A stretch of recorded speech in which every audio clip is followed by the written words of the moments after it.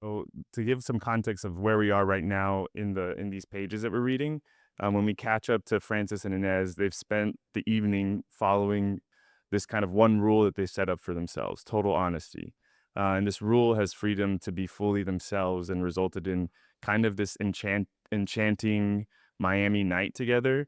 And they're kind of like discovering like, oh, maybe this person is the person I'm meant to be with. Maybe I like was kind of jumping the gun in breaking up and leading them to question their decision to break up.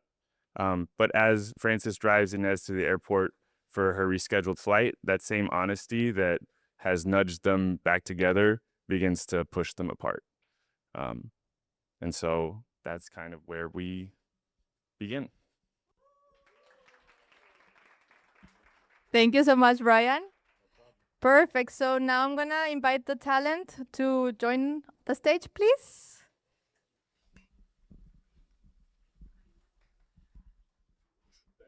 Anywhere. If you guys actually, we can make you all move so that you sit together. So that it's not like, bye. Perfect. Okay, so let's introduce you to our beautiful audience. What's your name?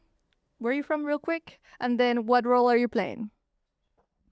Hi, my name's Christina Satoris. I'm from Miami, Florida, and I'm going to be the narrator for Inez and Francis. Hi, my name is Karina Bodniaks. I'm from Miami, Florida, and I'll be reading for Inez. Hello, my name is Gabriel Martinez. I'm from Miami, Florida, and I'm reading for Francis.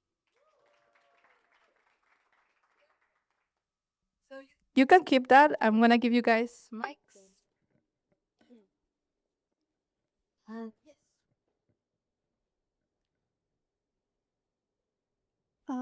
Francis is called later. Francis and Inez hold hands as they drive. You know something that's been gnawing at me? What? When we were breaking up, I never asked what I could have done differently. No. Well, What? what's something you would change about me? Nothing. Or maybe better, what's something I could improve? Time management, organization.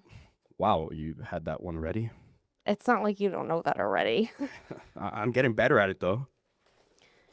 You were late picking me up. I was, wasn't I? What about me?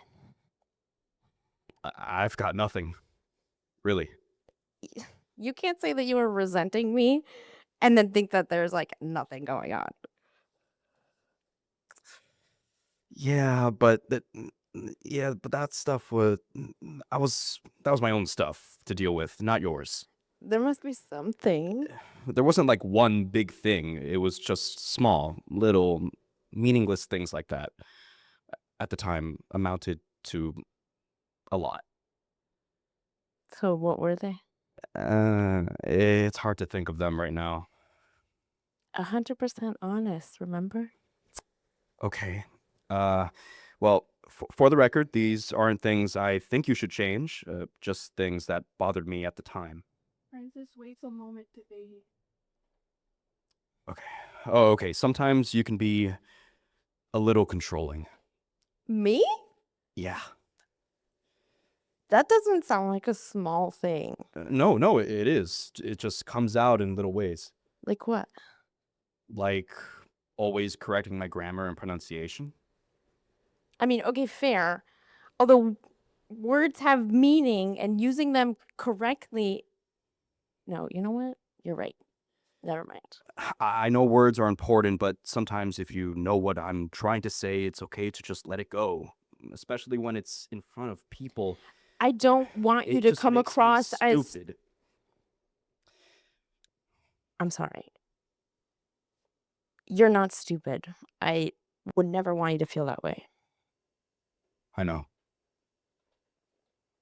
What else? Sometimes when you tell a story, I feel like I'm being talked at. Like you're not telling me because you're interested in what I think about it. Okay. And if I don't react the way you expect me to or ask the right questions, you get annoyed. I didn't realize I did that. Francis can't help himself as he continues to spew criticisms. He doesn't notice Inez has let go of his hand. And I think sometimes your inflections, the way you talk, it rubs me the wrong way, and that's not a you problem. That's just something I have to get over. It's a dumb thing. You can't control the way you sound. Then silence as Inez tries to fight back emotions bubbling up. Francis notices and tries to backpedal. But like I said, these aren't things you should change. They're just small things that, for whatever reason, bothered me when we were dating. Small things? Those are not small things, Francis. You basically described my personality as annoying and selfish. No, I didn't. You said my voice annoys you. I didn't say annoying, just sometimes it can be distant. You mean dissonant. Damn it, Inez, you know what I mean. Inez fights back tears. I didn't realize you were constantly judging me. I'm not constantly judging you. You're the one that can't go a minute without correcting me. Fine, I'll stop correcting you, but at least I'll tell you what I'm thinking. How long have you been holding on to this stuff? Why haven't I known about it? Maybe because I knew you'd react this way. And another thing, when we're out together with your friends and family, I know how you look at me. I can feel you holding on to your breath, praying for me not to say something that will embarrass you. Not true. I've never been embarrassed by you, but I am going to tell you when you're wrong. Well, maybe it's okay to be wrong. Let me be wrong a little sometimes. The world will go on. Oh, yeah, that's the spirit. If everyone lived their life that way, the world would burn. The world is burning plenty without my help. That's so like you. You're so selfish. Me, I'm selfish. Yeah, and I'm beginning to wonder how you ever even loved me if you couldn't even stand me to begin with, because everything you said, it's like you literally can't stand me. Of course, come on, of course I love you. And the more I try to get rid of that feeling, that lingering feeling, that piece of me that I gave to you and that you gave to me, the more I feel it. So don't say that I didn't love you. I'd love to get rid of it, but I can't. I can't do anything about it. I'm stuck with it. This is so terrible. No. But I can't shake the fact that I wasted your time. So our relationship was a waste of time? Not what I said. If you think you wasted my time, don't you think you wasted yours? No. Why? I don't know. Maybe I'm sure that there's an explanation. And don't do that. Don't twist my words. I'm just following the logic. Sounds like you're projecting. Oh, I'm projecting? Projecting what? Insecurity? Yeah, right. If any of us is insecure, it's you. Oh, I'm insecure. Oh, I'm so afraid to go to New York. What if I'm not good enough? Oh, come on, give me a damn break. Inez sits silently, the fireworks abruptly ending. Francis recognized that he crossed the line. Okay. I'm sorry. I didn't mean that. It just came out. I'm glad you're finally being honest. Inez. Pull over. But we're on the freeway. I don't Inez. care. Pull over. But, look, I'm sorry. Inez opens her car door. Whoa, what are you doing? Are you out of your mind? I said pull over! Francis panics, stops the car, but he doesn't pull over. Please, just... Inez gets out, opens the trunk, and begins grabbing her bags. What are you doing? Francis gets out and tries to stop Inez from unloading the truck. He grabs a tote and tries to put it back in the car. Inez. Don't touch me. You think you're going to walk to the airport from here? I don't know. I'll figure something out. Inez begins to storm off, dragging her luggage behind her. Car stuck behind Francis's car honks furiously. Inez! Despite his best efforts, Inez doesn't stop. Francis races back frantically to his car to put it into gear. Cars continue to honk. Francis pulls his car up, creeping slowly beside her on the shoulder. Inez, please, just get back in the car, please. She trudges on silently. Look, I'm sorry. More silence. Why don't you do me? What? Do me. Like, name things you don't like about me. Oh, you're so childish. Yeah, that's great. That's great. What else? No, I didn't mean it like that. Doesn't matter how you mean it. Inez doesn't respond. Inez. Okay, fine. I'll do me then. I'm an inconsiderate, irresponsible, lazy, grammatically incapable. Inez looks over at him confused and a little disgusted. No? No, not doing it for you? Okay, well, what about, I'm dumb. I'm a big, dumb idiot. I'm an asshole. Finally, Inez stops and turns to look at him. I mean this sincerely. You need to talk to a professional. I think you should seek help. This stings. Francis hits the brakes. Inez keeps walking, lit by the headlights of Francis's car. Francis sits for a moment and then gets out and yells at her. A car honks as it whizzes by. Inez, what are we doing? Inez stops and turns. I'm not getting back in the car. No, I mean, what are we doing? He points to her and to himself. Us, this. I don't know what I thought was going to happen. That we would meet up and all things that were wrong with our relationship wouldn't still be there. What was wrong with our relationship? Because as of right now, I'm just taking away from this that I'm annoying. No, you weren't annoying. You just made me. I was. You were what? I was unhappy. When I was with you, I was unhappy. Because of me? I don't know. Are you? Are you happy? Were you happy? Isn't that an important part of a relationship? I was happy for a while. But then I felt like a burden. And that feels bad. Like it feels bad to be the reason that somebody else is miserable. You weren't the reason. You're not the reason. Then what is? I don't know. Yeah, you do. I don't. Somewhere deep inside you If know. I did, I'd tell you. Just say it! Okay, Francis! I don't know how to be happy. There, is that what you want to hear? I don't think I'll ever be happy. And that has way less to do with you or anyone else than it does with me. That's not true. Oh, yes, it is. You wanted complete honesty, there you go. A long beat as they both stand in the uncomfortable truth. Inez looks at him heartbroken. Francis looks back ashamed. Finally, Francis holds his hands and walks back to the car. Cars are honking at the stopped car in the middle of the road. He gets in the car and slams the door. Shit. He watches Inez from the car walking along the highway with her thumb held out. She looks back at him. From Inez's perspective now, we look towards Francis. She turns away and walks half-heartedly. The freeway sometime later. Inez sits on her suitcase with her thumb half-heartedly held out. Cars pass, ignoring her. Footsteps approach. Francis walks into frame. He stands for a moment, not sure what to say. Then he sits down on the suitcase next to her. They sit in silence, watching the cars pass. After an uncomfortable amount of time, finally, I'm sorry. Inez waits a long moment.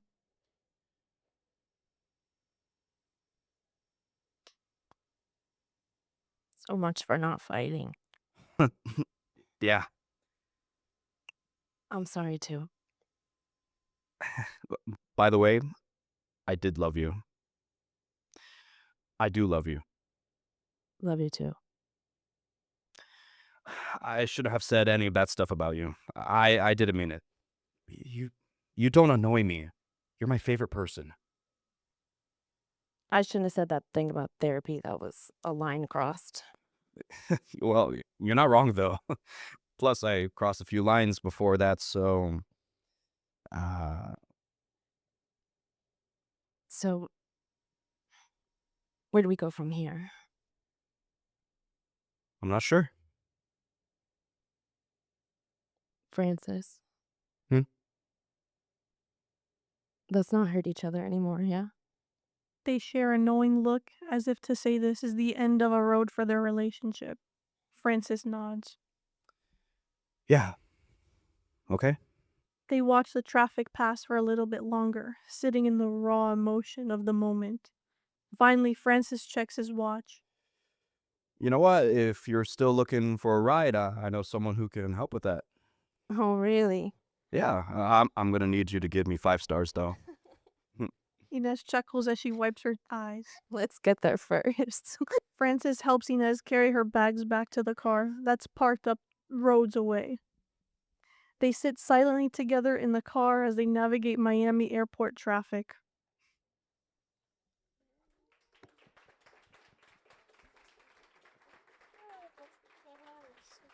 Woo! Thank you so much, guys. Let me get out of the way. So, yeah, that was moving. So, a big part of this, obviously, is we open up for feedback. We're gonna begin with our special guest, Michael. Well, I thought you guys were great. It felt like I was in the back seat watching you guys going through this, so it was very authentic. A lot of credit to the writing. I think you nailed their voices, and it just felt very natural.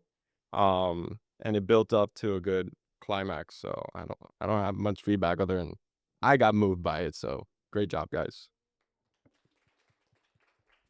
Amazing. So there's a QR code in the screen.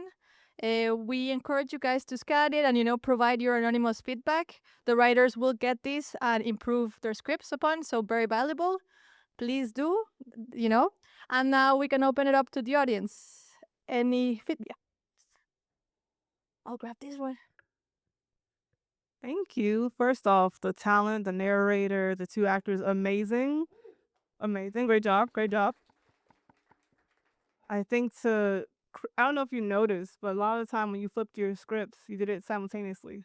That was really cool to watch, really interesting. I really like the improv trick or what, but it really made it more fascinating to watch. It's like from a standpoint of a viewer, because I know you guys are like really talented. Will do awesome stuff. Like if you're ever like doing like a scene with someone else, and it's like you guys are all on the same page. That's a cool little like first off like on a psychological tick for like the viewer of these people. Like they're close, because only close people twin like that.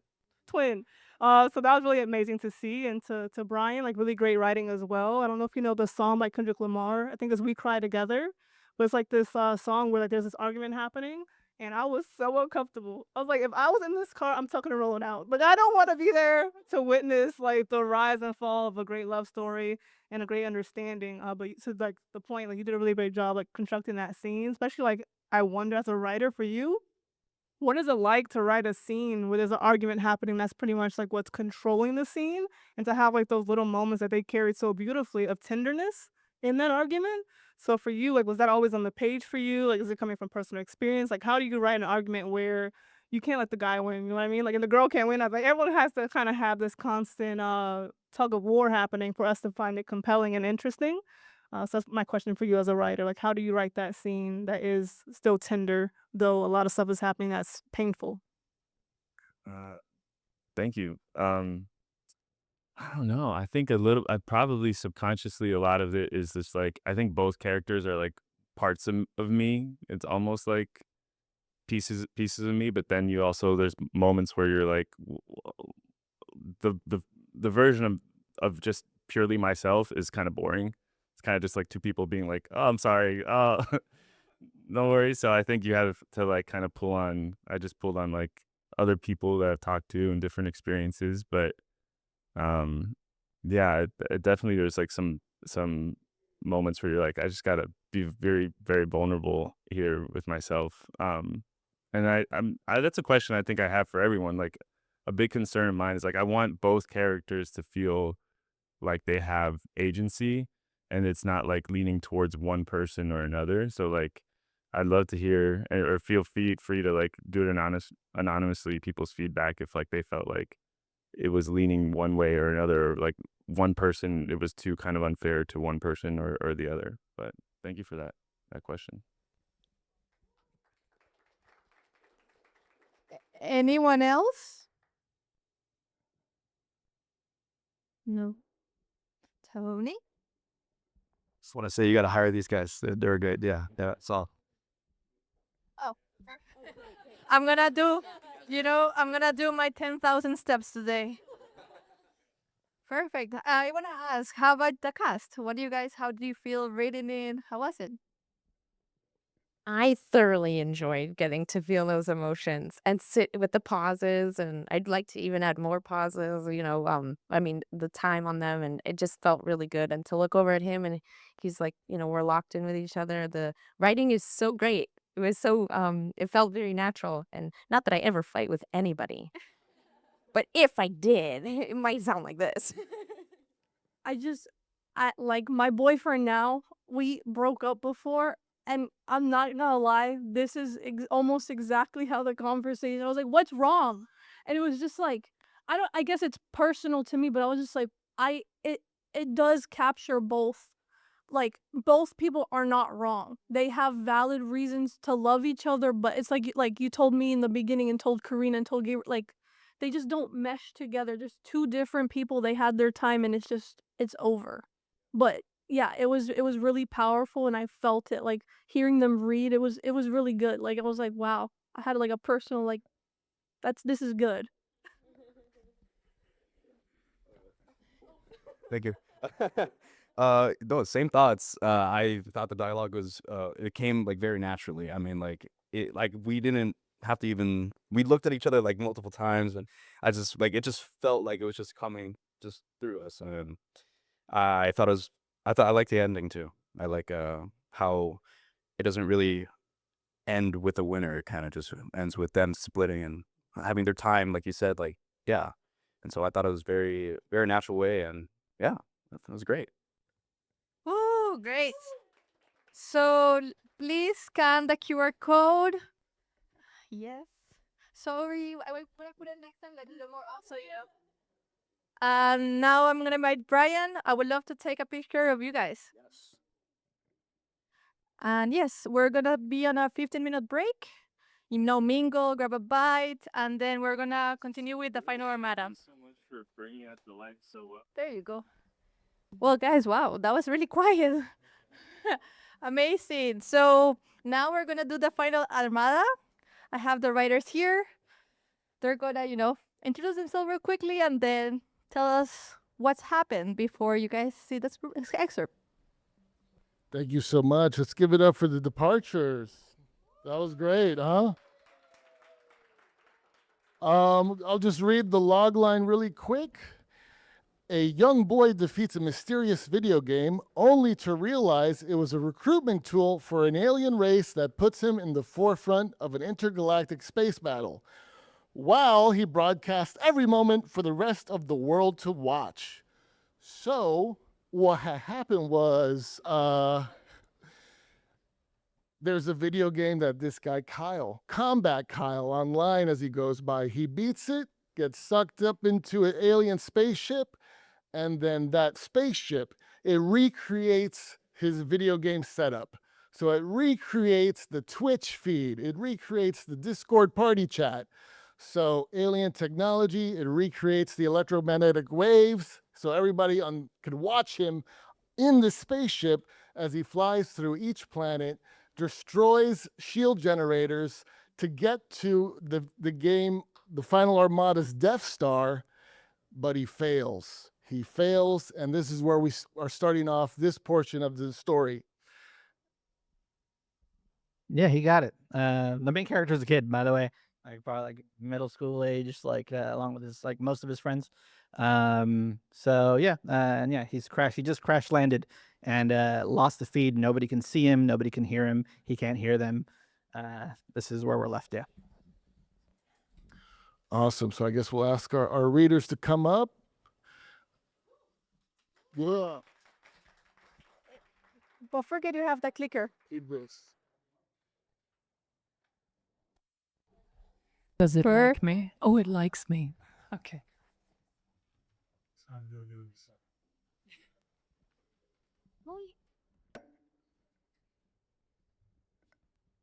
Meow. I'll be bringing another mic shortly. For now, please introduce yourselves and your role. Starting down there or down here? Go down that low. Hi, my name is Ashmani, no last name. I will be playing Starfleet Vixen for the second time. Whoop, whoop. I think I'm the only one on the panel who actually knows what actually happened. Like I have the other half of the script. But yay, Starfleet Vixen. Yay! Hi, I'm Crystal Ortiz. I'm from Miami, and I'm playing Kyle's mom. Yay! Hello, I'm Ivo Bernal from Miami, Florida. I'll be reading for Billy/Mr. Minksy. Hello, everyone. I'm Nicholas Romeo. I'm from Miramar, Florida, and I'm reading for the role of Andres. Hello, my name is Gabriel Martinez. I'm from Miami, Florida, and I'm reading for Kyle. Okay. Hello, hello. Wow. Okay. Kyle. Easy practice. My turn. Right. Hi, I'm Eleanor Rockwell. I live up in Palm Beach County. I'm an actress, and I will be the narrator and the AI. No, so you. One with it. My hands are slippery. Okay. Yeah. Yeah. Man.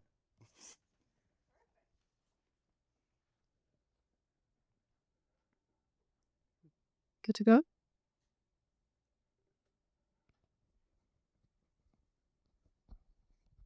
Have it sit open? Just realized I could just help.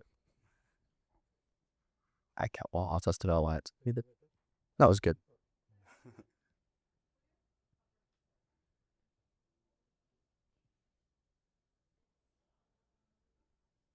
Mm-hmm.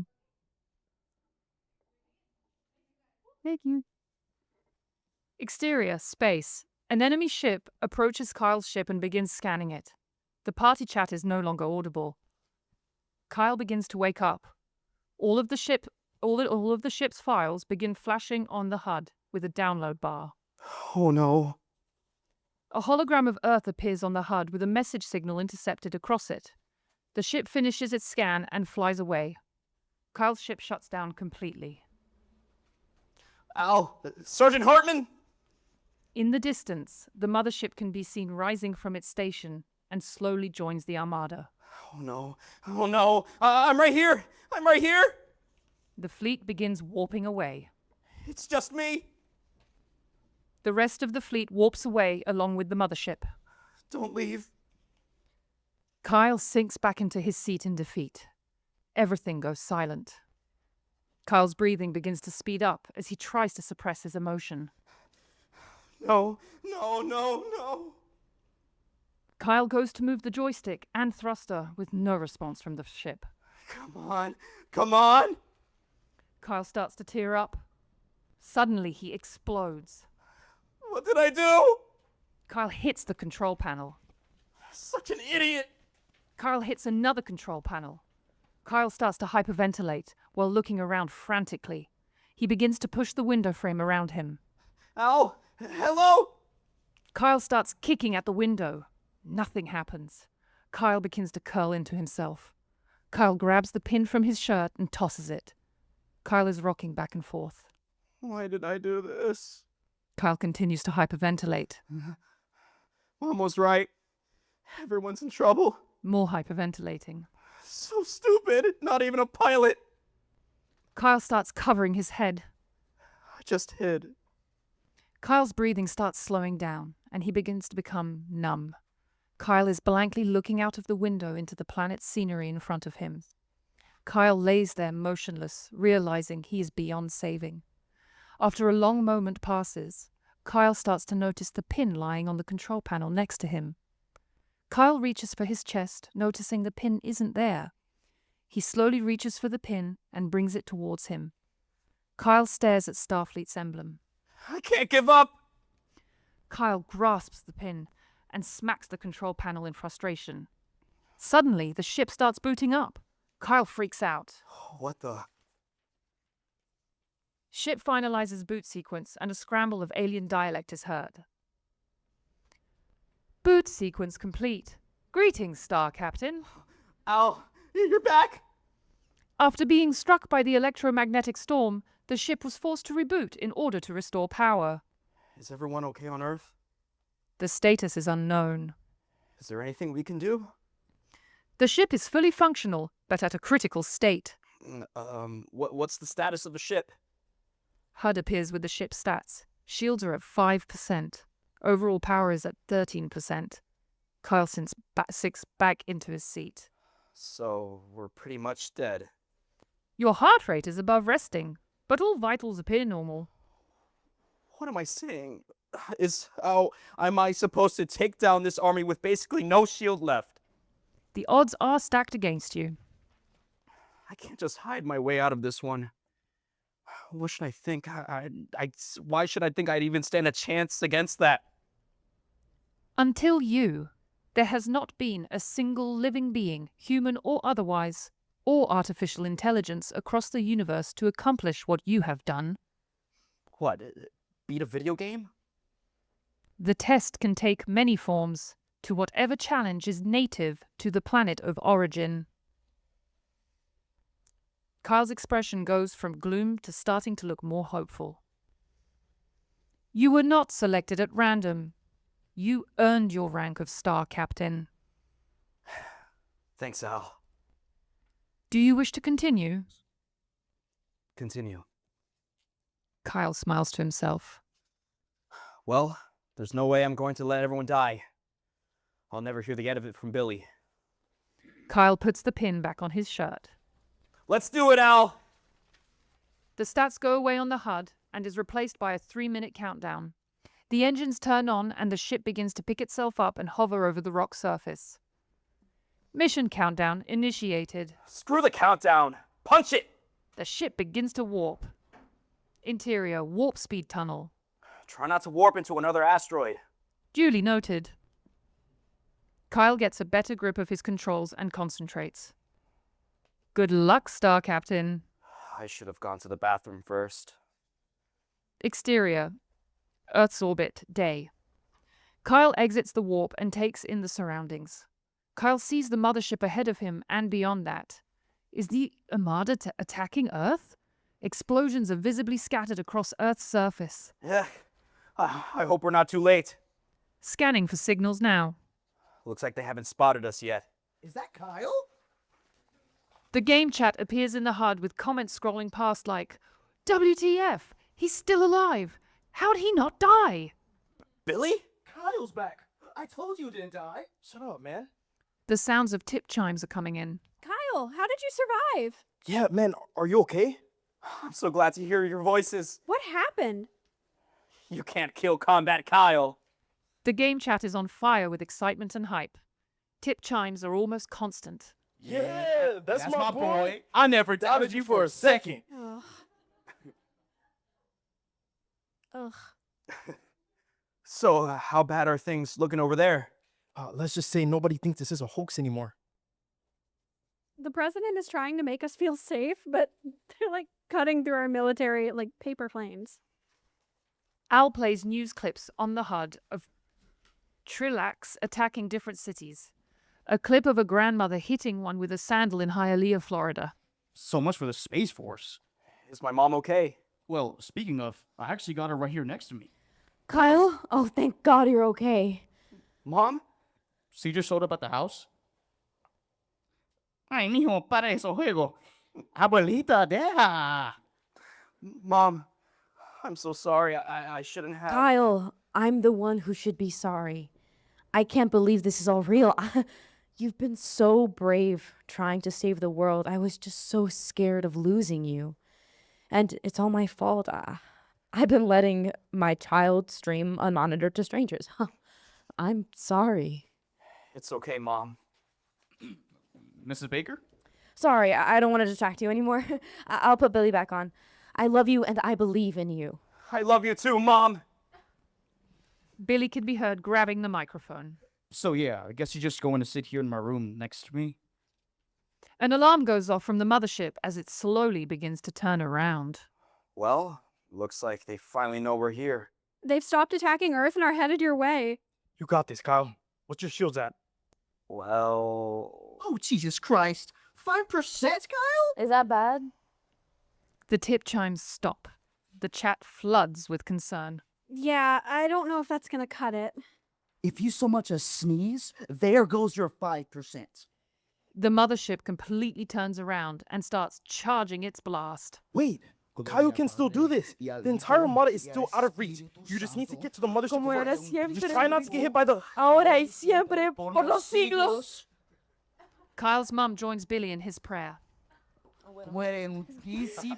Ahora y siempre, por los siglos. The mothership shoots its beam right at Kyle, and he narrowly dodges it.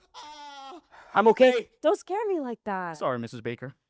Still at 5%. The beam is continuous and chasing after Kyle, but he out.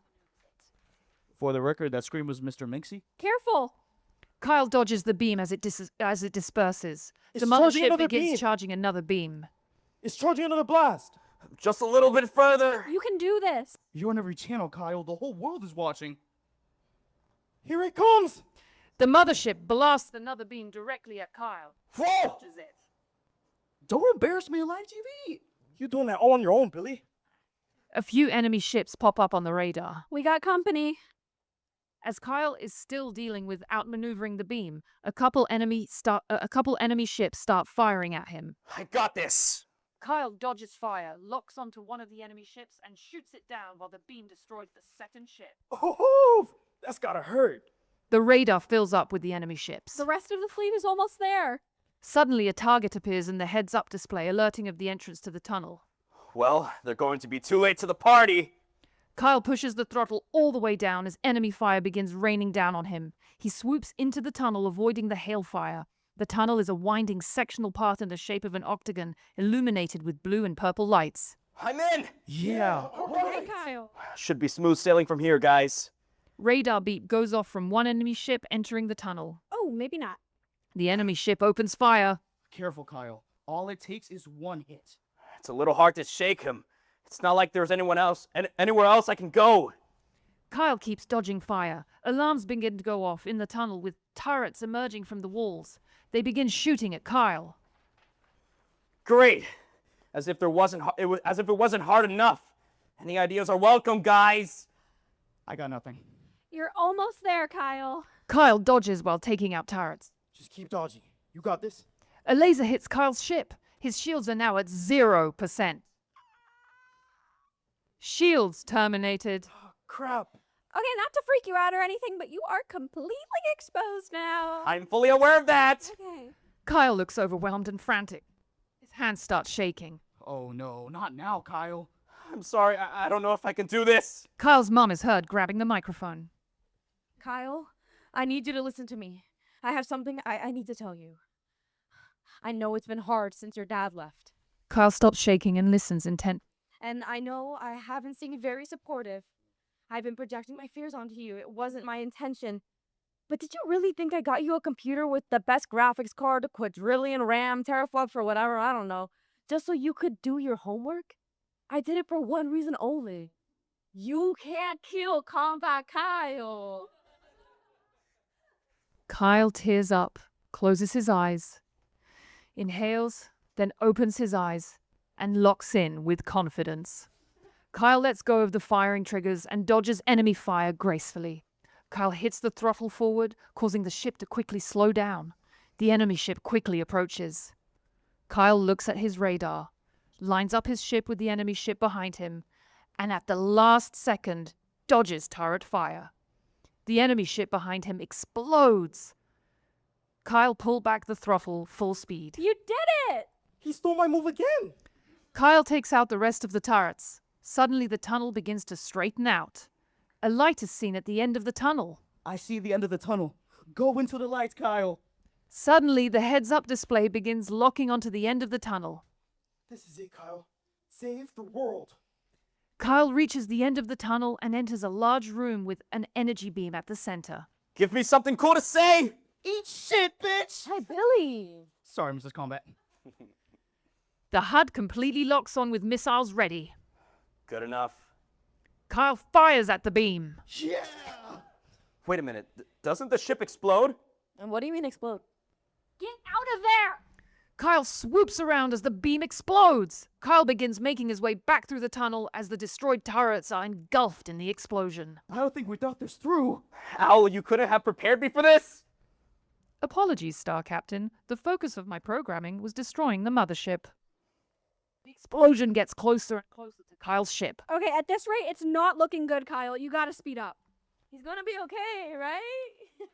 Right? Al, revert all power to thrusters. Disengaging weapons and reverting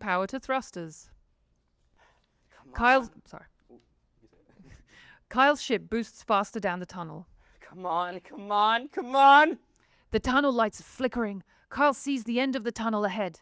A piece of the mothership breaks off and is blocking the exit of the tunnel. That's looking like a tight squeeze. Shoot it! I got this!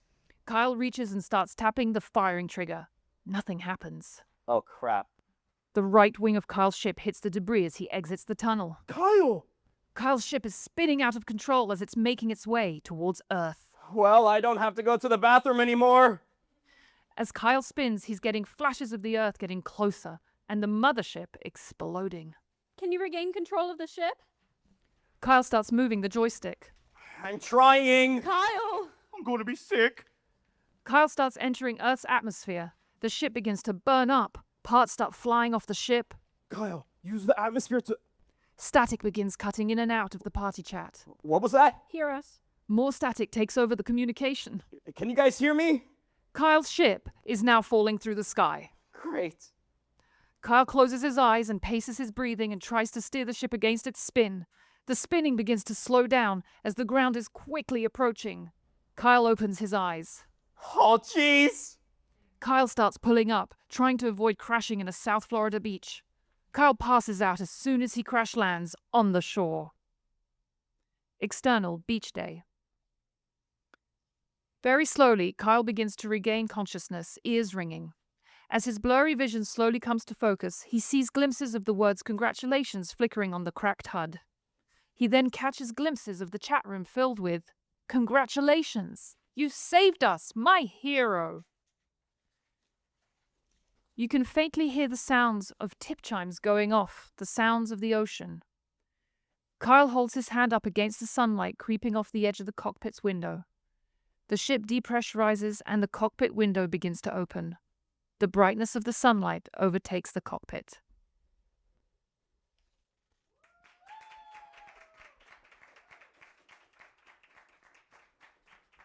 Thank you, guys. That was very immersive. Loved it. So, as we did last time, we'll begin with feedback. Please scan the QR code. I'm going to say it every time, guys. And we'll start with our special guest. So we're the writers right here. I thought you guys did a great job with this. It was a lot of fun. Felt like the third act of a bunch of sci-fi movies.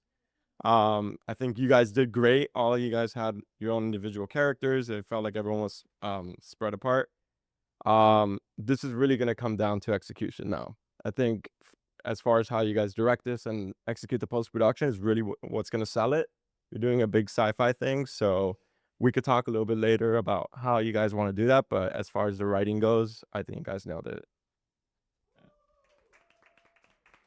Amazing. Thank you, Michael. Anyone else? I'm opening up for our audience. Oh, perfect. That was like someone.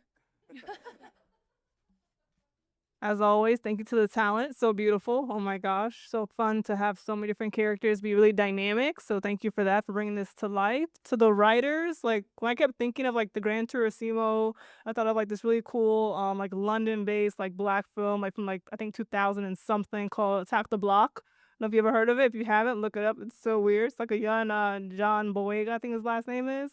Really interesting. I love Kids in Peril. Like I think it's so no.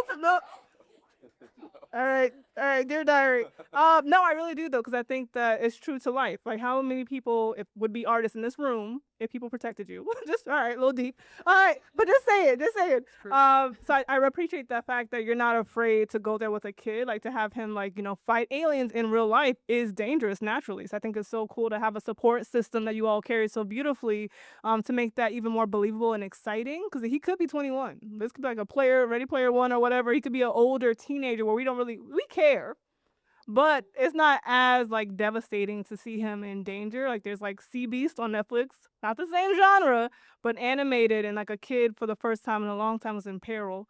And I love Elio. Pixar came out in I think last year, super beautiful. So I just really appreciate the fact that you guys are able to have a young person carry the story for you as writers. And when you think about directing it, how do you feel about that? Like directing a child, essentially. Like, how's that part of like your writing process? In theory, right? A kid on the page versus a kid that you might actually have to talk to and get to carry the story.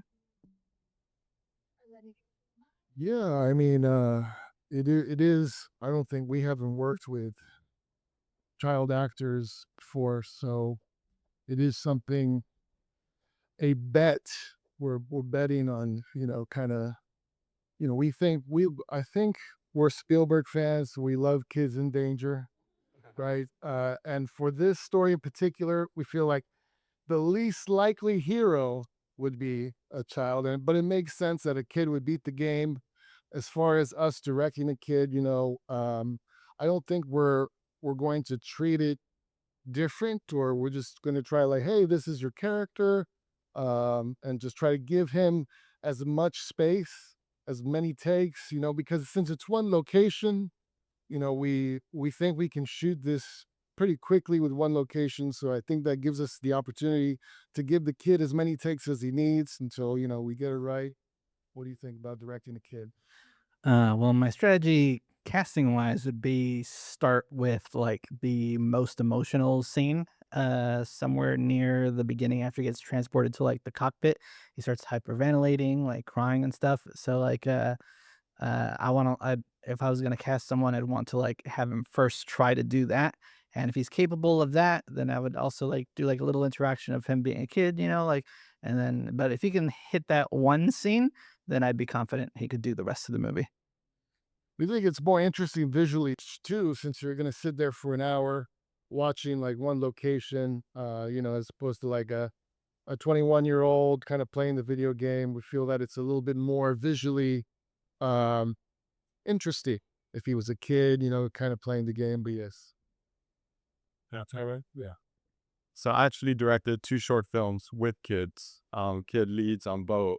And one of the things that I learned from the kids is the more you can kind of give them clear direction rather than thematic or objective kind of directing, the better they tend to perform it. And they're very imaginative, so they'll make all those connections that you don't have to get as deep into character as you do. It's like their objectives. It's a very direct kind of process, and they tend to over deliver and get very into it. Up until this point, I've tried to avoid shooting with children, but like we really want to do this story, and shooting wise, it wouldn't really take too much time. It'd be like maybe like a week of work. Schedule So time, 'cause like 8 yeah, hours is what you got. yeah. The sequel is going to be a dog that beats the video game, because we never worked with dogs. Just out of curiosity, do you have a specific age for the kid in mind? Like early middle school, like so I'd be like 12, 11, 12. Perfect.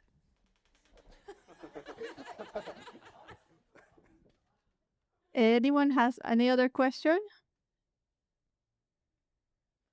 This was the ending too, so thank you guys for, it's a little out of order, but There is an extended after credit scene. The credits is a scene, so the idea would be it'd be a live stream of like 1 year later, and the chat is the credits. So Oh, clever. let's go. I was just kidding about the dog, though. Please don't. I have a dog too, fans. I have a question actually. So when I read the script, I love like the whole world build it. I wonder what you guys are thinking of doing since we have Kyle inside a spaceship in terms of like setting up like the environment. Right. Well, yeah, because we were thinking about colors to make it different. So each planet, we're gonna have a very floral green planet for the first level. Second planet is a water level, very blue. And then, of course, the last planet is very red, the volcanic underbelly. yeah, pretty much, and then like an asteroid field. So visually, they're all going to be very like different. So. Perfect. Now I have 2 mics. Anyone has any other questions in the audience? Okay, I'm actually gonna ask the cast, what were your thoughts and all this stuff? Okay, so you know that I love this story. Yeah. Like I said last time, I was really happy when I read the script to see that you preserved the innocence of the kids. That was something that really stuck out to me in the last reading, how they were concerned about like the chat and not like Kyle's mortal soul. So I like how he's like, I peed my pants. Whoopsies. I think that the dialogue is very realistic and very well done. Um, Me personally, I'm not a big fan of AI. I will be honest. Environmental ramifications, I can get into that later. But I almost wonder if, because AI kind of to me is the absence of creativity, because it's the absence of human nature, which creates creativity. Humans are the source of creativity. AI can't really replicate that well.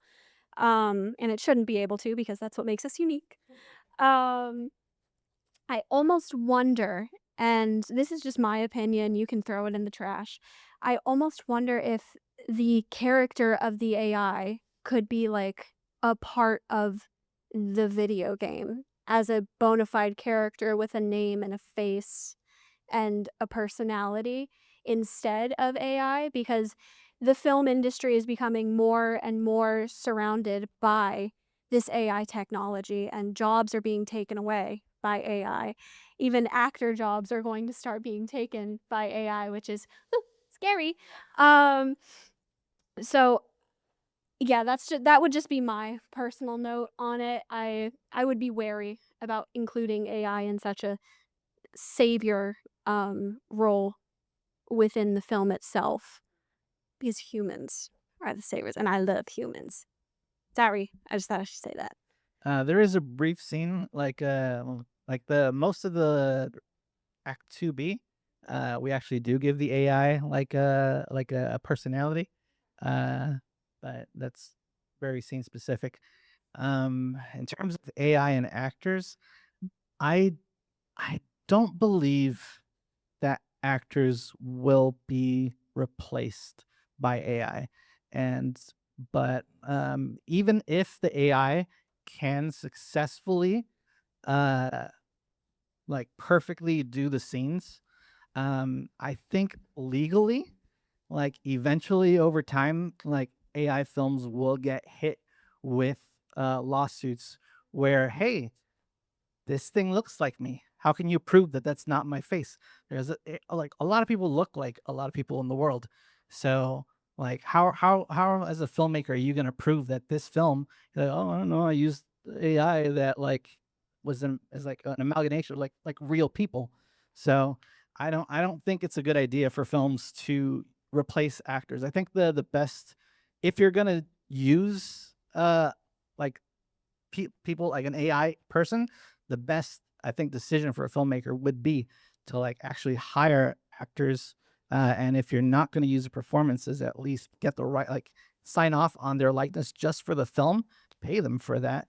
And honestly, you're kind of better off getting like a real performance instead of like continuing a prompt and like trying to like force your way into like performance. It's so much easier to just shoot the performance, tell the AI to like redo the scenes and lighting. So I think that's really the future. I really don't believe that actors will be replaced by AI. It just legally doesn't make sense to me. Perfect. Okay, we're getting existential here. Thank you guys for sharing your thoughts on AI. I want to keep us, in course. Let's talk about the script, any feedback. I'll take two more comments from the cast. Yeah, I just wanted to say I thoroughly enjoyed the script. I really enjoy moments of like chaos and kids in danger as well. Um, I'm just really curious to see how it's all gonna come together visually. I imagine like a lot of like neon lights and flashing like ambiance type thing. And I don't know. I'm just really curious and interested to see what you guys come up with after this. So great job. Woo! Anyone else? Yep. It triggered for me a vibe of the Goonies meets Flight of the Navigator. And that was brilliant. And the fact that they get to swear. I remember those movies, they would say the word shit in the film, no problem. You'd have like a few innuendos, no problem. Nowadays, there's not enough of that. And I feel like the younger generations are over coddled and over like worried about how things are. Yeah. Yeah. Yeah, that's true.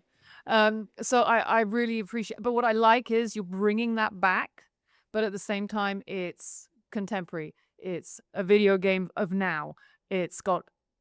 I agree with you what you said about AI, but it's got AI in it, so it would still be engaging for the time now, but it might help kids sort of just chill the F out a bit. You know what I mean? With that kind of storyline, it's fantastic. And again, kids in danger. It's going to give kids that imagination. So when they're in a situation that's freaking them out in reality, they're going to remember things like this.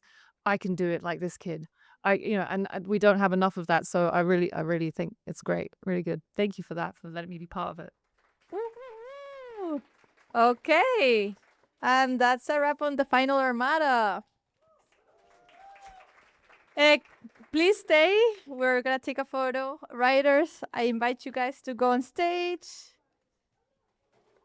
After this break, we're going to do Chupacabra.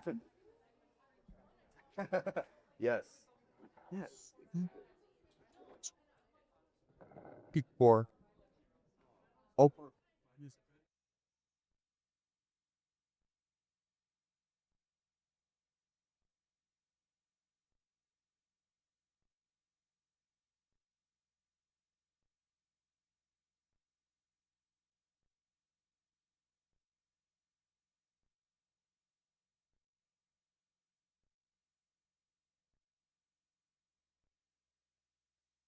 Perfect. Amazing. So now we're going to read Chupacabra.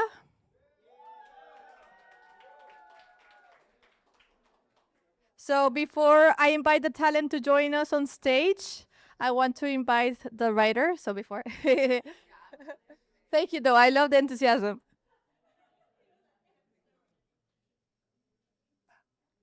Perfect, perfect. So this is Anthony. Hi, guys. Thank you for being here. I appreciate it. I guess I'll speak a little bit about this. A couple of months ago, I met a friend that I work with in the community, and we talked about making a film, and he showed me the setting of where he lives, and it was a great idea to make a scary story, and we both kind of at the same time we said the Chupacabra.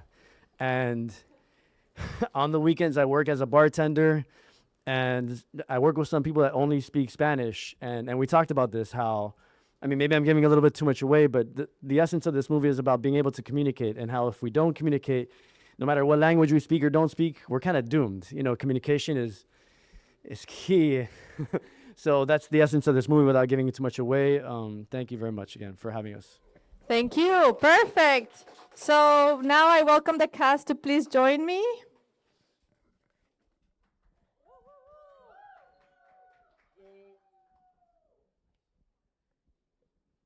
So this clicker have to be able to like time the slides. Yes. Perfect. So Check. oh, Am I good? I see. You are a new.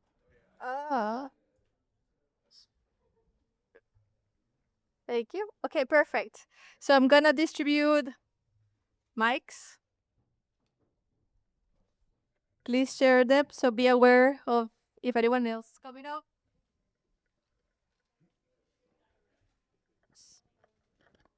Please, then over here.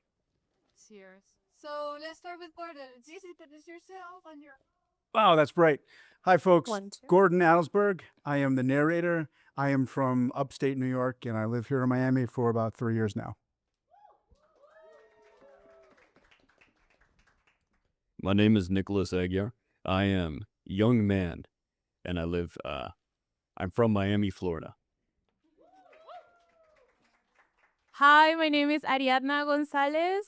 I am a young woman and I'm from Venezuela.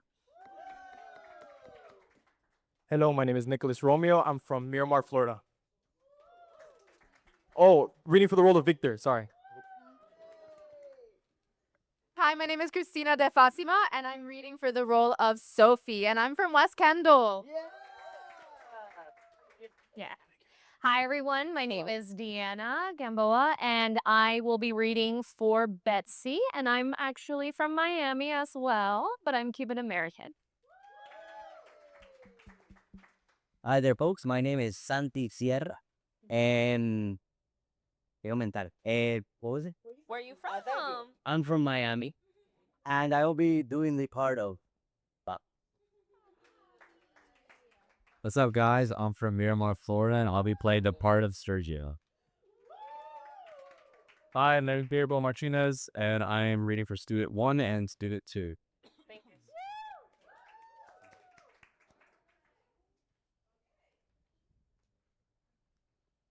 We going? Let's do. A full moon hangs over 79th Street. A drum circle pulses, raw, hypnotic. Firelight flickers across dancers, ravers, bodies moving like one organism. An MC blows into a conch shell. The crowd roars. This is Miami, wild, alive. But something's off. From the bushes, something watches, unseen, breathing, waiting. A young man, 20s, dressed as a goat, dances his way toward a vampire girl. They laugh, flirt. And where are you supposed to be? Capricorn. The goat! Literally. You're ridiculous. She pulls him in, bites his neck, playful. Yo, chill. He freezes, and then smiles. Okay. That's actually... I gotta pee. He stumbles off. Exterior, bushes. The young man pees, humming to himself. Then, a low, unnatural growl. He stops. Silence. Then, violent motion. He's yanked into darkness. No scream. Just gone. She waits, annoyed, then uneasy. She walks over, finds him on the ground, still, too still. Hello? No response. She leans in, that same growl. Right behind her. She slowly turns. Cut to black. Interior, Betsy's house. Spanish news plays in the background. Betsy rushes, getting ready. Her father watches her, quietly proud, slightly worried. Mija, apúrate. Las primeras impresiones dicen mucho. Yo sé, papi. They hug. He slips her a mal de ojo necklace. Protégete ¿De qué? de los locos. They both smile. Y reza. Siempre reza. Gracias, papi. Exterior, school, day. Bell rings, chaos. Betsy clutches her schedule, lost. She approaches a student. Permiso, ¿me puedes ayudar? Oh, sorry, I don't speak Spanish. She nods, moves on. Sees another student. ¿Sabes dónde queda la clase 260? Mocks her. ¿Dónde está la biblioteca? Laughs, walks off. Betsy shrinks a bit. She tries again. Hola? Hola? Nah, we speak Americano here, not that taco stuff. Smack! Sophie cracks him in the head. Everything stops. What was that for? Public service. And the correct term is English, genius. Don't disrespect Spanish like that. Damn, we bullying Sergio already. Always. No le prestes atención a Sergio. You didn't say that last night. Don't start. Hi, I'm Victor. ¿Qué es tu nombre? You just asked her what her name means. Oh, still a good question. Betsy. Gracias. I got you. Yo te llevo a tu clase. Exterior, sandbar, sunset. They sit. Quiet moment. ¿Estás bien? Sí. Recordando a Cuba. ¿Tienes novio? Sergio rolls his eyes. Betsy smiles. You skipped like 4 grammar steps. She understood. Key Biscayne, beach, night. They stand over the dead animal, uneasy. Is that a dead cat? I think so. Yeah, nah, this is how those news stories start. Missing cats and stuff. Bro, shut up. Maybe it was Santeria. Then Betsy shifts tone. Esto no fue santería. They look at her. What? She kneels, studies the body, hands trembling. From the bushes, that same low growl. Closer this time, they freeze. Did you guys hear that? The mangroves shake. Something is moving, fast, circling, not leaving. Betsy grabs her necklace. Instinct. Fear hits her differently than the others. Es mejor que nos vayamos.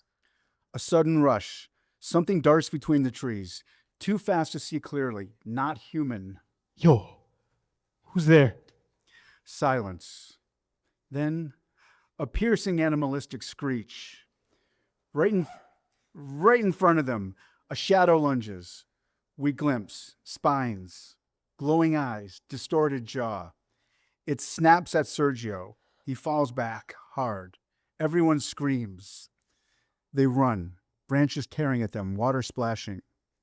The creature gives chase, fast, calculated. Sophie trips. The creature is right there, about to strike. Without thinking, Betsy grabs Sophie and shouts something in Spanish. Vete! The creature freezes. Just for a second, eyes lock on Betsy, recognizing something.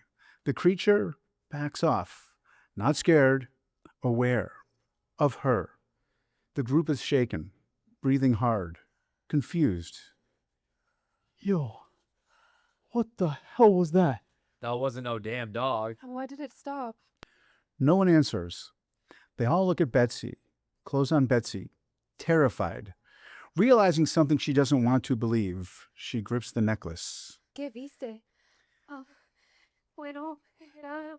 Betsy struggles to explain, panicked Spanish, and then first strike. A blur of a movement. Sophie is yanked backwards. Sophie screams, gone into the darkness. Branches thrash violently. Then, silence. Sophie?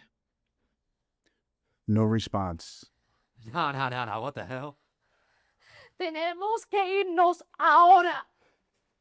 What is she saying? She said run! Chaos run. They sprint through the mangroves. Branches whip, water splashes, breathing heavy. Behind them, that growl. Tracking. Hunting. Exterior shoreline. They burst out onto the sand, open space. They stop, gasping, listening. Nothing. We lost it. Victor shakes his head. No. It's still here. A sudden shriek. The creature lunges straight at Betsy. Victor reacts, shoves her out of the way. The creature slams into him. They crash into the sand. Victor fights, desperate. Go! Betsy freezes, torn. Victor looks at her, tries. Corre! Por favor! The creature clamps down. Victor screams, then silence. Betsy runs. Exterior path, dunes, night. Betsy and Sergio run blindly. Sergio is losing it. What the hell is happening? Where are we going? Betsy turns, tries to warn him. Desperate Spanish. No vayas por allí, está allí. She points toward the trees. What? Closer now, the growl. Circling again. Escúchame. I don't understand you. Por favor. She steps closer, trying again, hands shaking, tears forming. Speak English. Silence. Betsy stops, looks at him, realizes he's not listening. Not really. Behind him, movement. Her voice drops, soft, certain. No. Sergio turns, too late. The creature explodes out of the darkness, slams into him, dragging him into the brush. His scream cuts off instantly. Silence. Betsy stands alone, shaking, breathing hard. The wind dies, then a presence behind her. She doesn't run. Slowly, she turns. The creature stands in the shadows, spined back, glowing eyes, breathing slow, watching her, not attacking. Betsy grips her necklace. It trembles in her hand.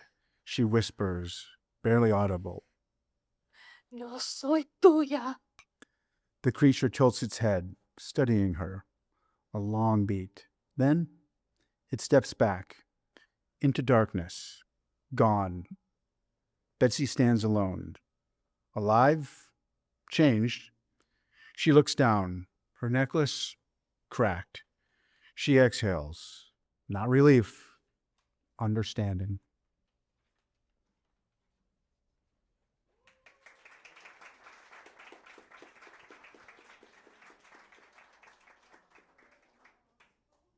Oh, guess I hope I can sleep tonight. You know. So thank you guys. As we do feedback now, so we'll start with Michael. Well, I love creature features. All my projects basically has a creature in it. So I'm very familiar with this kind of storytelling.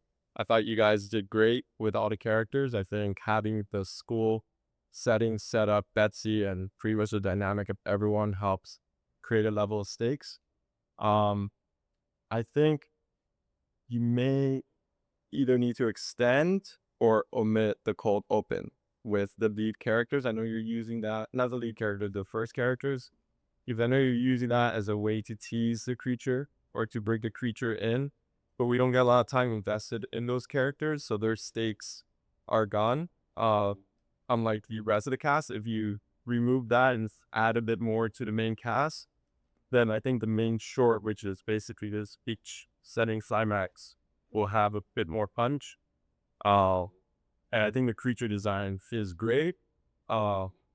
Just a little bit of build up to reveal it, maybe more implying attacks, maybe not seeing the creature so early, so that way when we do see it face to face with Betsy, it's very impactful.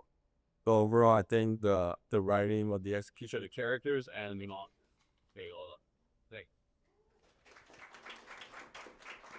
Thank you, Michael, for your thoughtful feedback. Anyone else in the audience?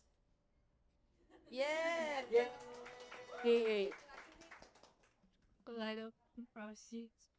So it reminds you a little bit of like Little Red Riding Hood.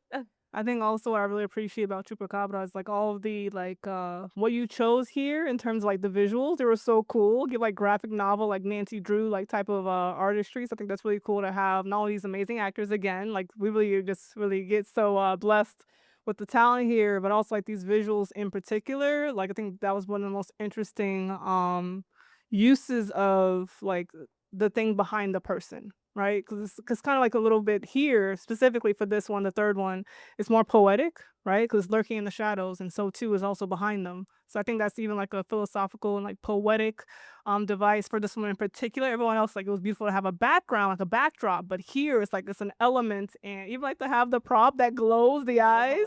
Oh, shout out to, is it Gabriel? Gabriel? Shout out to you and the animal noises, hilarious. Really appreciated that. And then for our actors, like these screams that y'all hit in this building was so disrespectful, but in the best way.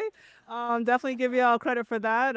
Just for you as a artist and to have a creature feature, all of that term, because there's so many, right? Like what did you like look at? What have you grown up with that influenced Chupacabra? And also I just want to highlight really quickly before I forget the fact that Betsy's this outsider and the outsider survives. Like how often in like, you know, a lot of like shows and films, like the outsider's first to go, right? That's the first one. Like you don't know what's going on, you die.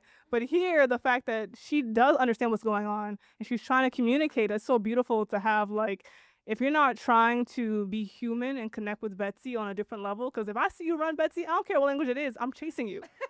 I don't care. I'm not saying what, que, como. Like I'm not asking a single question that you ran, I ran. We're in Korea running, we're in like Egypt running, like we're running wherever we are. But the choice to say like for that character, like I don't understand you. Are you dumb? There's something grabbing people in the dark and you still don't understand that you're just dumb. You deserve to die. So I appreciate also like the humor in that too. Like there's so many horror films that, you know, teach you a lesson in the way that they tell you about the outsider, about the other, and about the big bad. To have that faced off, and for the chupacabra to respect Betsy, right? That's how I read it at least. To leave her alone and to walk away, like, that's a decision. I don't know if you ever saw like Jeepers Creepers. Like there's sometimes like you have a creature that is evil, that is scary, but has its own moral compass and its own like idea of like, okay, this is too much.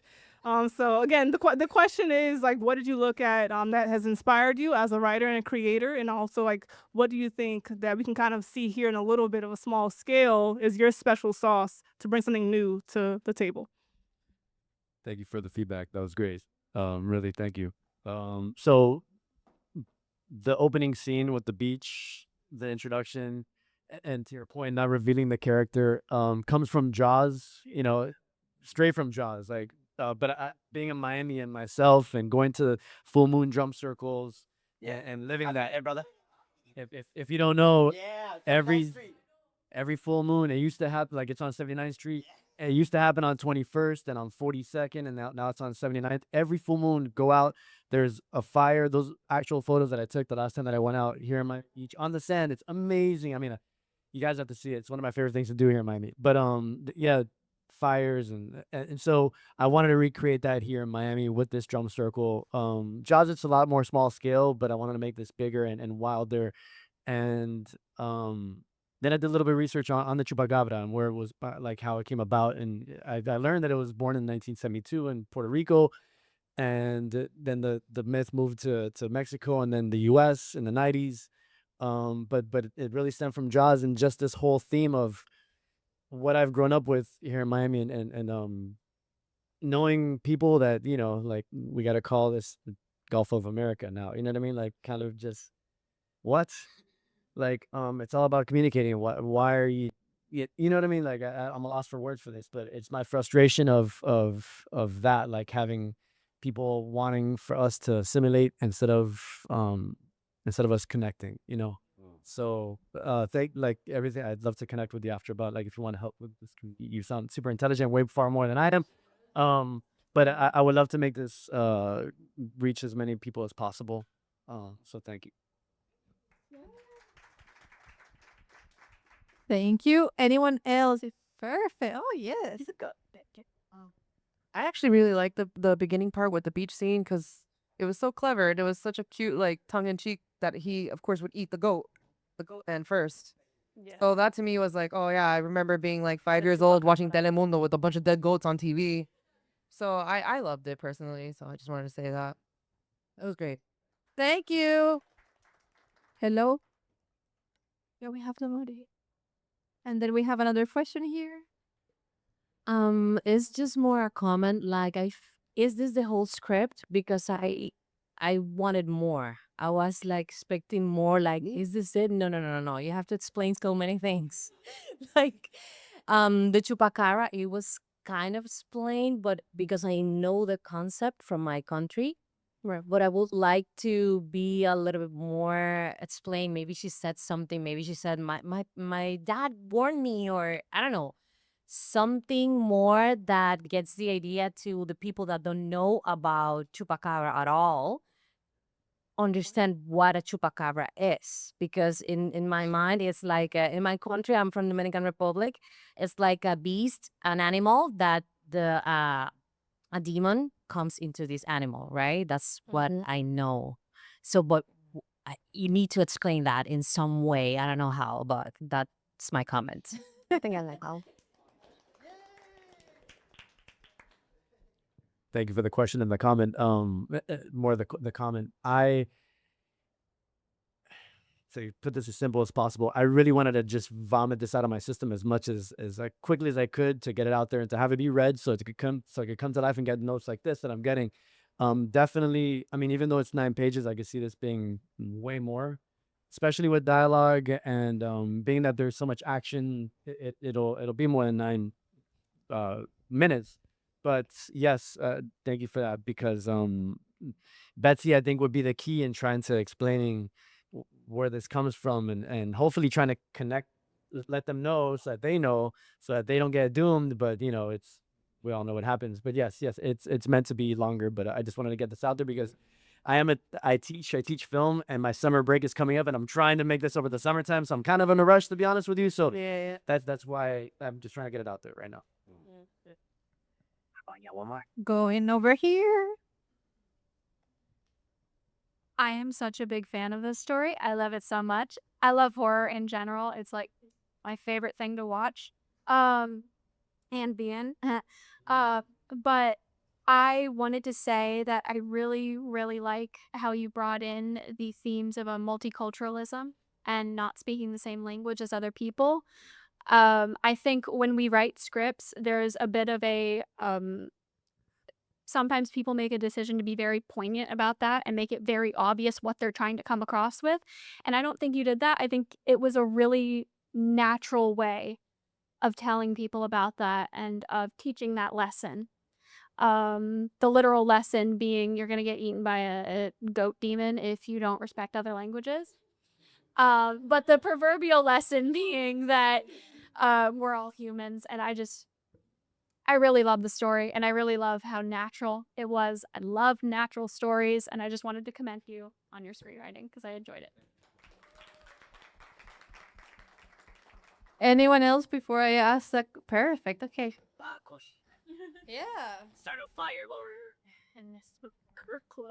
I guess it wasn't a question, but just a comment. I wear mal de ojo too, and it's just like this it's like part of my culture too. Like some people don't like it, and just like that little part, like it stuck out to me. Like I felt seen. This is like another thing that I was like, I love this. Yes, it's horror, whatever, but I was just like this community and like communication and like all that. I felt seen, and it was like a like thank you, because I feel like we need more stuff like this out to represent Miami.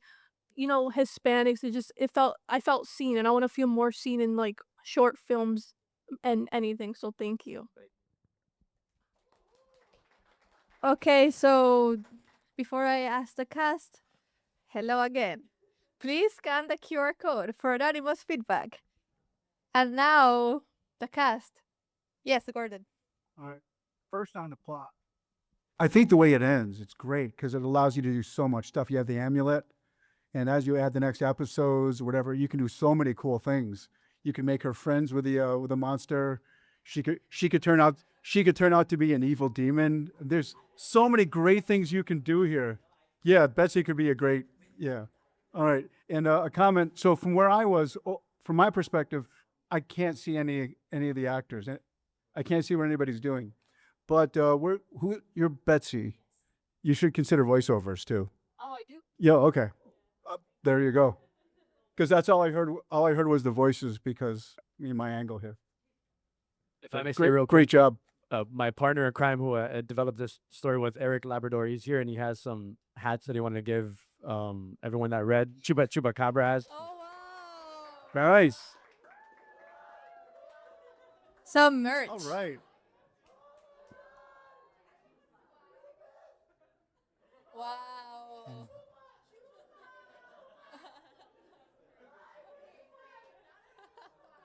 Oh, it's just So sweet. Oh my god. I never got a gift. We're gonna take the picture of you guys with the hat. Woo! That was so sweet. Any other comments from the cast? Yes. I wanted to say something because when she was speaking about the idea of like possibly mentioning a little more about the chupacabra for people that don't really know what it is and stuff like that, I feel like if anything, the scene with Papi could be a little more extended, and maybe that's kind of when your parents are like behave or like something like that, and they're like, see, no, el boogeyman's gonna get you, or like chupacabra te va a coger, or something like that. I feel like there it could be mentioned, unless you don't want to name it by name exactly yet. You want to kind of keep that mystical, but I think there's a good opportunity to kind of like introduce that in a way in that specific scene. But yeah, that's it. Amazing. Yep. Okay, hey. So we hear you at the live stream. Oh yes. Hi there, how's it going? To kind of hit on also too what you said and actually what I'm sorry, my friend. Yeah, what you said too, Gordon. Yeah, something nice to meet you. And also what Mike said, Mike, bro, you and me were just talking about like Alan Moore and stuff like that. I'm all about Socratic reasoning. What you said earlier about the goat mask. Here's the thing: the symbol with the goat mask is not so much Chupacabra. It's very much Baphomet and very much sex, and like that's a classic thing with horror movies. It's like, bro, what's going on here, bro? He's putting on the goat horns. Yeah, he's gonna take it. This is like drum circle. This is magic. And I'm also too, in all seriousness, I love Jungian symbols, bro. Uh, on the religious side too. I mean, I don't know if it's just me. Like when I read it there, if the father and Betsy are Cuban, que mal de ojo, like for me, I hear more. I think Colombian and para cubano sería el cofá. But then you're going more into like things about Ifa and religion. And for a woman to leave a kofá in her house, it's like, no, that's not done. It's like if she has a mano de orula, it's like you don't leave the house without that. What you kind of tipped on, Diana, is that if I was kind of warning you, you're not leaving the house without that on. You're not leaving the house without that on. This is a sacred thing. But then it's like, because you also have too, like the moment where the first attack happens and then the collares snap, and like in that religion, your collares snap. It's like that's not supposed to be broken until you die. But then I'm saying, wait, but here's the problem. Then you're going more into things that are strictly Ifa. To me, if there's little sprinklings of different religious symbols, like the Baphomet, like you know what, like Argentina's about la madre tierra, and Miami is like that. Is that you have all these beliefs that are forced to come together and coexist. So it kind of feels like that vibe, because it's like, you know. And then even then, one more detail you said, you're a bartender, and bro, it's like, bro, I know our people, man. Like, you know, yeah, that's typical. You know, you see a guy with the girl comes in, man. She's, you know, anorexic. Oye, esa sí es chupacabra. Cuidado. Oye, esa sí es chupacabra. And this is the stupid thing about the bar culture, you know. Oye, ese es Taliban. You know, it's like, but there's something there that I don't know if I'm kind of resonating with something. It's like it's partly ignorance, but it's partly like people are trying to like vibe. You're making light of a demonic monster, but it's like, then it's like, okay, so we're going back into superstitious and stupidities instead of people like reasoning and trying to relate, you know? So it's like, on that note, I guess just to wrap it up, it's like instead of going so strictly with religious codes, it's, to me, there's something interesting when there's little pepperings of different like religious symbols. This way, it's like you're not tied down to being so accurate. And even then, chupacabra, yeah, it's more like Mexican than Cuban, but it's like, well, yeah, but hang on a second. It's like if Miami was a world where all the gods and demons of 50 different cultures have to come together. If heaven was a place where you see, you know, Vishnu walking around with Buddha, it's like, damn, like what would they say? It's like, then it's like there you have like Miami, there you have that people trying to understand each other, you know? So, okay, I'm done with my rant. Thank you very much. The last comment from the cat. Yeah, I'll be short. No worries. I wanted to highlight the second to last line. It was Betsy said no when my character was speaking English and I died. And someone brought up the aspect of multiculturalism, and I think that theme and that line just really shows because her character, I'm about to die, and her character is just not gonna, you know, just help me at all just because I'm being so rude to her culture. And I think the fact that she's so resilient about that and she says no, even though it's like literally my last words, I'm about to die, and she still doesn't give in. I think that shows a theme in your script that's like, oh, I'm proud of my culture. This is what I am. It's what I want to be. I think that line you had, that little note, I probably did it on purpose, but I just like really thought about that. I was like, wow, that shows like that's really prominent theme in the film. I really hope you keep that if you ever produce this as well.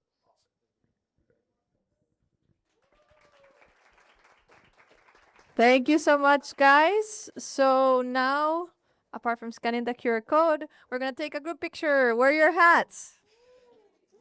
And then after that photo, we take a group photo with everyone. More group photos. Yo, thank you, production, for the hats, bro, for real. Awesome. Okay, let me grab those mics and let's stand up, please. Thank you, thank you. Beautiful. Thank you.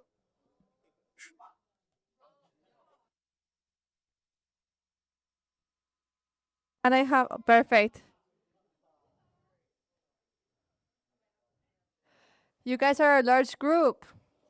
You know, also maybe like soccer team style. You know.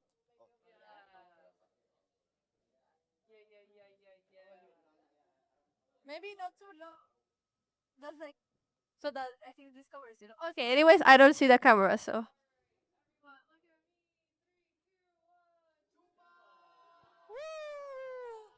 Let me get a scary one.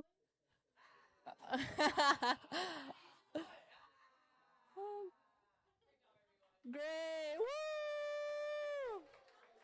Now I could get help clearing the chair to the stage, and that way we can invite everyone in the room. So brunch.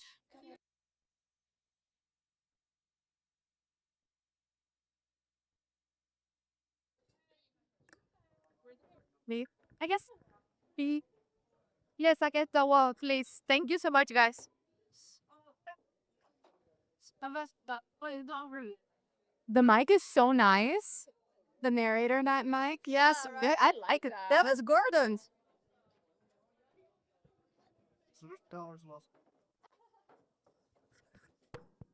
Perfect. I have audio here. Thank you so much, guys.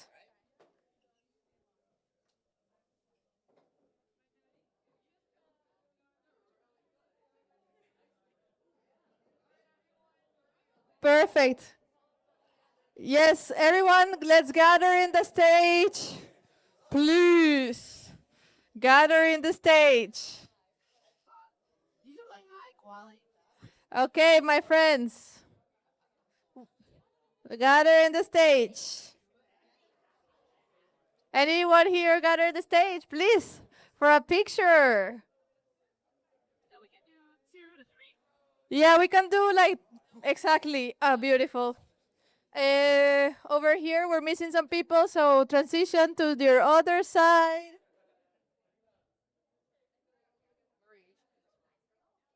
I'm good.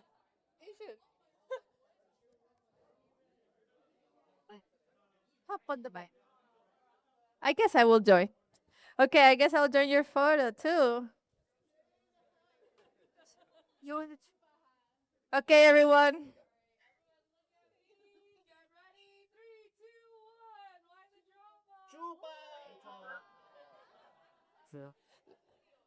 Well, I'm gonna be running that dag like all day long. Hey, pin this on. You have to do one. Yeah.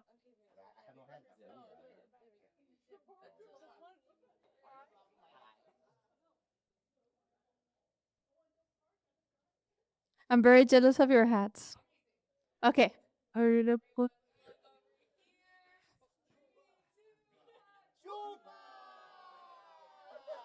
All right, last silly photo of your choosing. Be scary, be silly, just be something else that.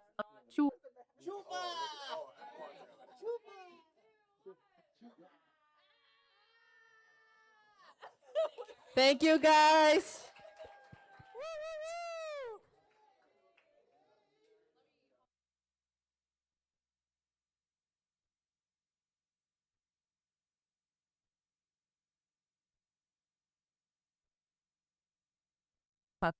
Great. Thank you guys for coming to our first edition of Why the Drama this month.